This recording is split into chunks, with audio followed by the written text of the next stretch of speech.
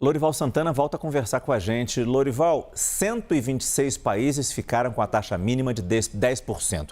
Outros 40 países vão ter que pagar uma tarifa, uma sobretaxa que é maior do que 10%. As maiores dessas sobretaxas caíram em cima de países como Lesoto e São Pedro e Miquelão, com 50% e o Camboja com 49%. Mas até agora pouco se falou como os Estados Unidos chegaram em valores, em cada valor para determinar as sobretaxas determinadas para cada país, Lorival. O Trump disse que o cálculo foi feito com base nas tarifas e também em barreiras não tarifárias e também em diferenciais cambiais. Mas ninguém sabe como fazer esse cálculo. Como é que você transforma barreira não tarifária em tarifa, em um número, né?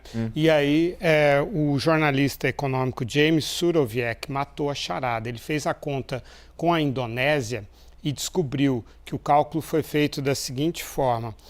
Ele pegou o déficit que os Estados Unidos têm com a Indonésia e dividiu pelo quanto os Estados Unidos importam da Indonésia.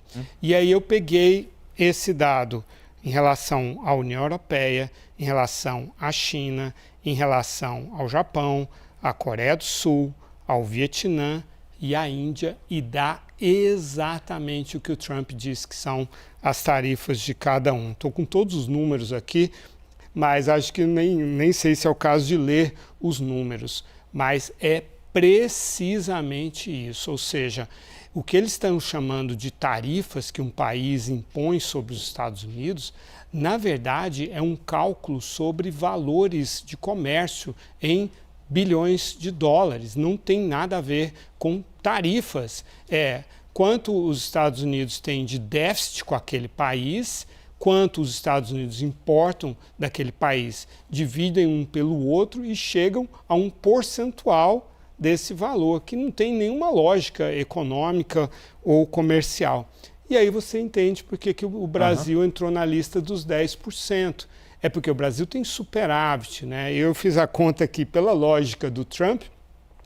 O Brasil deveria impor uma tarifa extra de 3,7% sobre os Estados Unidos, porque é 300 milhões de déficit que o Brasil tem nos Estados Unidos sobre uma importação de 40 bilhões e 600 milhões de dólares. A nossa balança comercial é deficitária em relação aos Estados Unidos. Mas desculpa, só te cortar rapidamente, Lorival. Quando ele falou do Canadá, e aí lembrando o seu primeiro comentário, quando você fala que não fica claro e ele não expõe tudo o que ele deveria expor na hora de tomar essas decisões, ele falou do Canadá, especificamente nessa fala na Casa Branca, quando anunciou essas sobretaxas.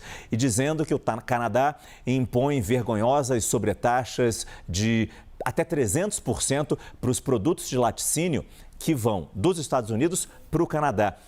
Isso é até verdade, mas a CNN Internacional completou a frase que Trump não falou. Existe também um sistema de cotas.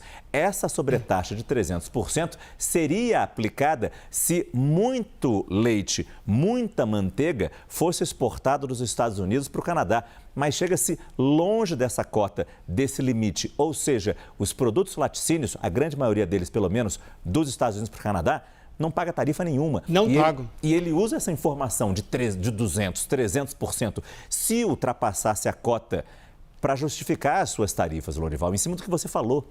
Ele fez um fake news, ele disse que a partir da primeira caixa de leite, todo o resto tinha essas tarifas. Isso não é verdade, a cota é muito maior, são milhares de toneladas métricas e nunca é alcançado isso, os Estados Unidos nunca exportam uma quantidade maior para isso, portanto, os Estados Unidos pagam zero taxa, 0% de taxa do leite. Então, é mais um fake news.